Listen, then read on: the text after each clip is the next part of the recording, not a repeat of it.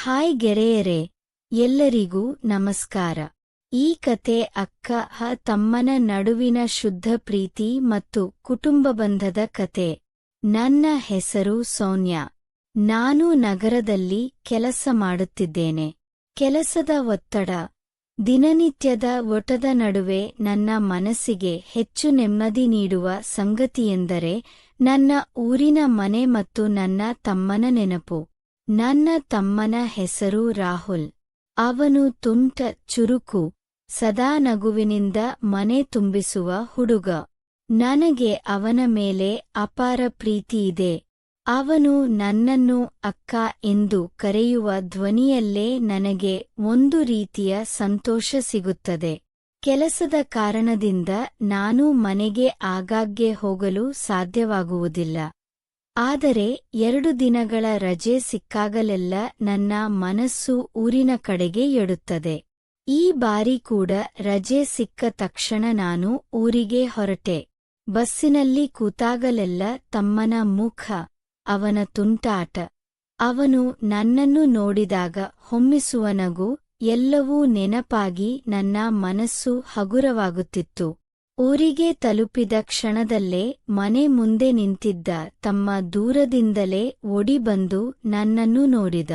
ಅವನ ಕಣ್ಣಲ್ಲಿ ಖುಷಿ ಮಿನುಗುತ್ತಿತ್ತು.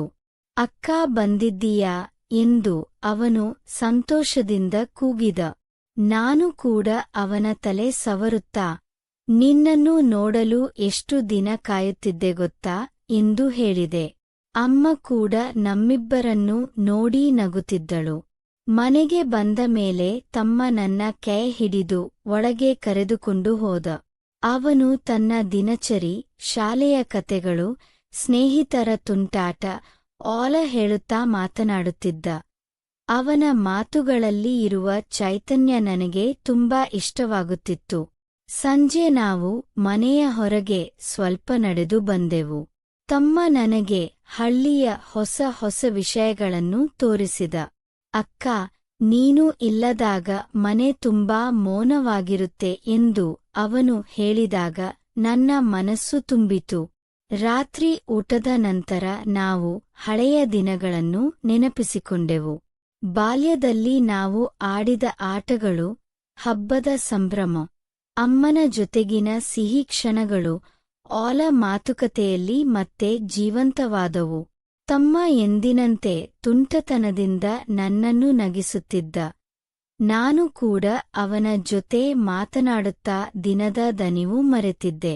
ನಂತರ ನಾನು ಅವನಿಗಾಗಿ ನಗರದಿಂದ ತಂದಿದ್ದ ಹೊಸ ಬಟ್ಟೆಯನ್ನು ತೆಗೆದುಕೊಟ್ಟೆ. ಇದು ನಿನಗಾಗಿ ಎಂದು ಹೇಳುತ್ತಿದ್ದಂತೆ ಅವನ ಮುಖದಲ್ಲಿ ಅಚ್ಚರಿಯ ಖುಷಿ ಮೂಡಿತು.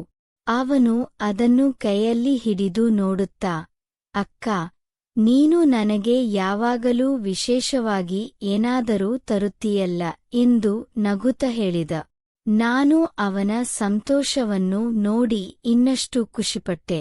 ಅವನು ಹೊಸ ಬಟ್ಟೆ ತೊಟ್ಟು ಕನ್ನಡಿಯ ಮುಂದೆ ನಿಂತಾಗ ನನಗೆ ಹೆಮ್ಮೆಯಾಯಿತು. ನನ್ನ ತಮ್ಮ ದೊಡ್ಡವನಾಗುತ್ತಿದ್ದಾನೆ ಎಂಬ ಭಾವನೆ ನನ್ನ ಕಣ್ಣಲ್ಲಿ ಮೃದುವಾದ ಸಂತೋಷ ತಂದಿತು. ಆ ಕ್ಷಣ ನನಗೆ ಅರ್ಥವಾಯಿತು, ಅಕ್ಕ ತಮ್ಮನ ಪ್ರೀತಿಯೆಂದರೆ ದೊಡ್ಡ ಮಾತುಗಳಲ್ಲ, ಇಂತಹ ಸಣ್ಣ ಕ್ಷಣಗಳಲ್ಲೇ ಅದು ಬದುಕುತ್ತದೆ.